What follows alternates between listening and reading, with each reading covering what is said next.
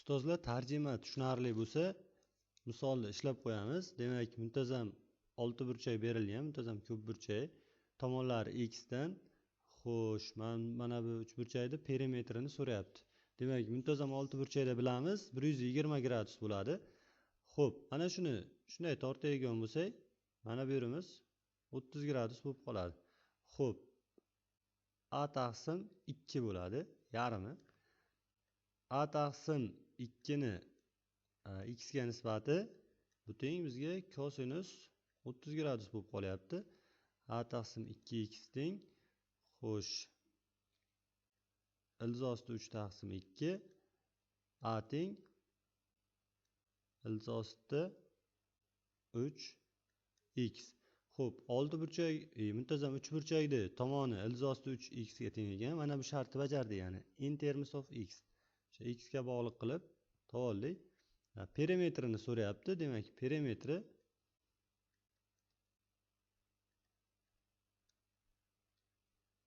a. Demak, bu D varianti. Xo'p, keyingi savolga o'tamiz.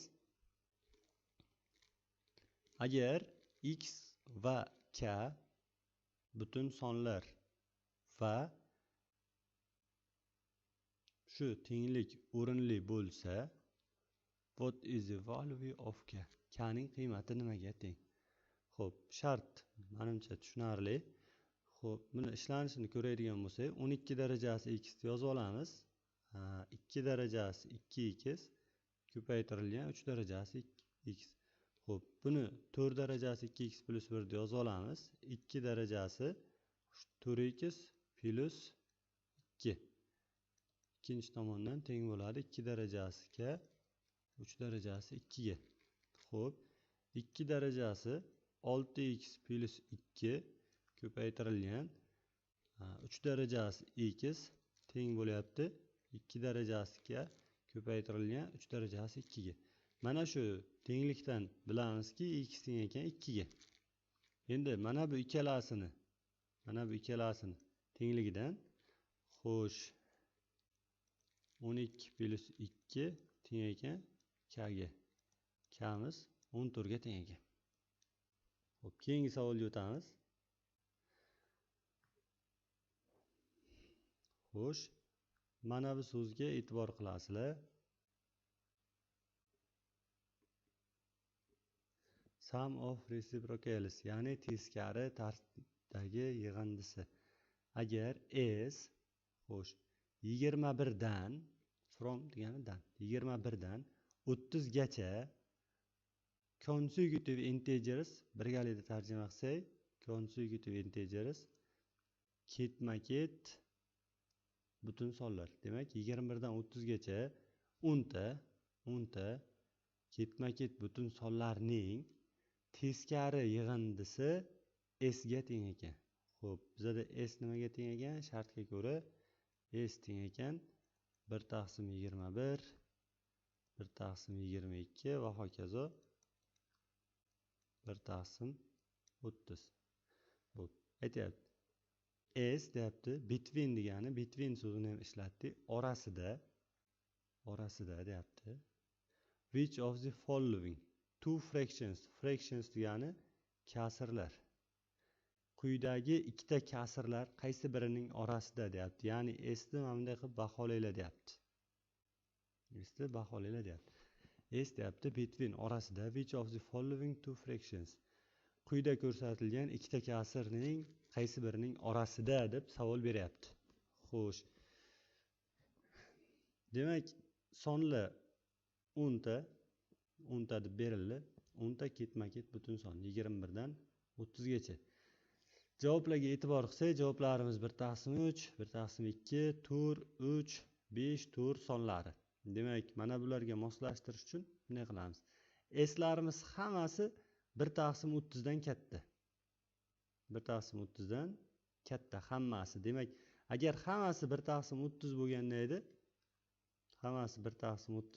edi, xo'p. 10 ta 1 taqsim 30. Demak, 1 taqsim 3. bo'lardi. Demak, mana shu shaklda ekan. Agar hammasi 1/20 bo'lganda edi, 1/20 bo'lganda edi, demak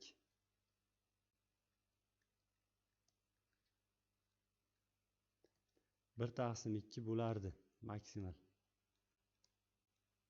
Demak 1/3 va 1/2 orasida. Bu bizga A javob bo'lyapti. Xo'p, bunaqa o'ylashimga sabab bo'lgan narsa, demak, mana bu sonlarning 10 taligi va o'sha 21 dan boshlanib 30 da tugaganligi. Xo'p, keyingi savolga o'tamiz.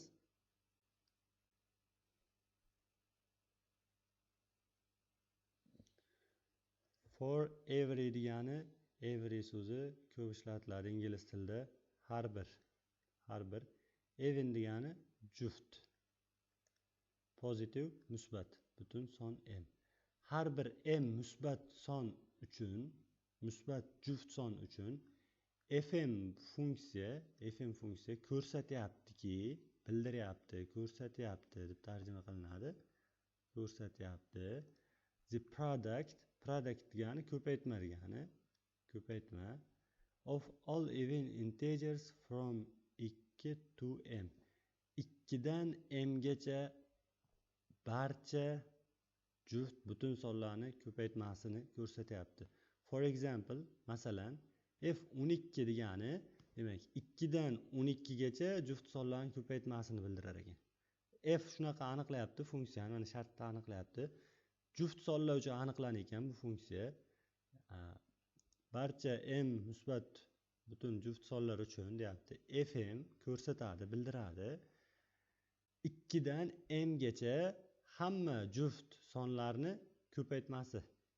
Demak, shu funksiyani o'zlari aniqlayapti. Masalan, f8 deydigan bo'lsak, bu 2 ko'paytirilgan 4 ko'paytirilgan 8 degan ekan. Xo'p, endi aytayapti, shart so'rayapti. What is the greatest prime factor? Greatest prime factorni tarjima qilamiz. Greatest degani eng katta. Great so'zini ishlatyapmiz. Eng katta. Prime degani prime factor birga tarjima qilinadi. Prime factor. Xo'p. Bu demak tub bo'luvchi. Tub bo'luvchi of f24. Demak, f24 sonini hozir biz hisoblashimiz kerak. O'shani eng katta tub bo'luvchisini topishimiz kerak. Xo'sh, f24 degani 2 ko'paytirilgan. Xo'p. 4 ko'paytirilgan 6 8 10 12 14 16 18 va 22 va 24. F24 mana shunday hisoblanar ekan. Demak, bular hammasi murakkab son, lekin hammasi bular ajraladi. Masalan, 4 2 2, 6miz 2 3 bo'lib ajraladi. Biz oxirdan kelayotgan bo'lsa, 24imiz masalan ajraladi. 2 2, xo'p, yana 2 va 3 bo'lib ajraladi. Tub bo'luvchiga ajratsak, 22miz 2 kara 11 bo'lib ajraladi. 20miz 2 2 5 bo'lib ajraladi. O'shandakka ana shu tub sonlarning ichida qaysi eng katta bo'lishi o'zi ma'lum. Demak, o'sha tub bo'luvchi 11. Bu javob. Shartni shoshmasdan yozib tarjima qilib olasizlar. Keyin ishlanishiga ham ozgina e'tibor berasizlar. Unchalik murakkab savol emas. Xo'sh. Avtosahraniniya funksiyasi ishlayapti har qanchadir vaqtda. Shuning uchun ozgina uzilish bo'lyapti. Greatest so'zini aytmoqchi edim. Great desa, demak, great eng katta, great katta, greatest eng katta. Prime factorni ham eslab qolasizlar. Prime factor so'zini ham ko'p ishlatyapmiz. Ya'ni factor so'zini o'zini juda ko'p ishlatdik. Bundan oldingi misollarda ham ishlatdik. Bo'luvchisi deb tarjima qildik. Prime factor, demak tub bo'luvchi. Prime number, tub son. Keyin bu yerda mana even so'zi. Even positive integer. Bular e'tibor bersanglar birga tarjima qilib ketyapmiz. Juft, musbat son. Xo'sh, all even integers, hamma butun sonlar. Ya'ni qaysidir so'zlar birgalikda tarjima qilinyapti. Agar biz hozir hammasini so'zma-so'z tarjima qilib olsak, o'zi tarjima qilish ko'nikmamiz shakllanib borgan sari shu birdaniga tarjimasini aytib ketaveramiz. Xo'p, keyingi savolga o'tsak. Xo'sh, bu yerda aytayapti, the arithmetic mean of the list of numbers above is 4. Above so'zi yuqorida deyaptimi? Demak, mana bunga ishora ketyapti. Xo'p. Mana shuni arifmetik o'rtachasi, mana shu of the list degan ro'yxat. Shu ro'yxatning arifmetik o'rtachasi 4 deyapti. Demak, nima qilyapti? 3 plus k plus 2 8 m va 3.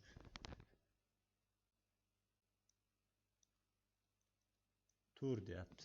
Xo'p, aytayapti, agar k va n butun sonlar va k m ga teng emas bo'lsa, the median of the list, ro'yxatning medianasini toping deyapti. Xo'p, k bilan m haqida mana bu yerdan fikr yuritamiz.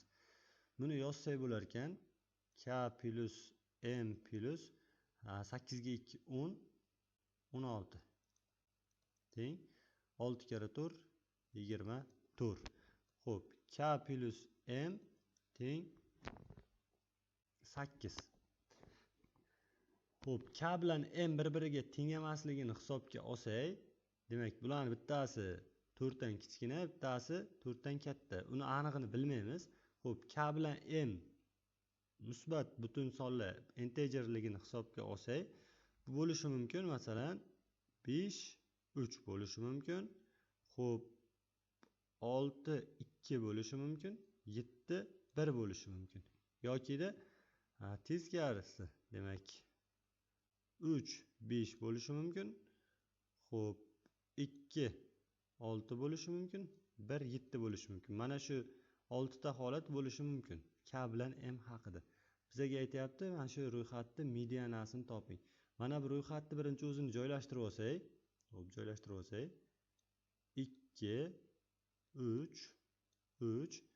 Endi k bilan m ning qiymatini bilmaymiz, shuning uchun qoldiramiz va eng oxiriga 8 joylashadi. Bu aniq, chunki 8 eng kattasi. Xo'p, mana bu birinchi holatni oladigan bo'lsam, 5 bilan 3 holatni oladigan bo'lsam, k bilan m ni bu yoqqa joylashtiraman 3, k ni bu yoqqa joylashtiraman 5. Ana shu holatda mediana mana bu ikkalasini yig'indisini o'rtachasi. Demak, medianamiz 3 chiqar ekan. Medianamiz 3 chiqar ekan.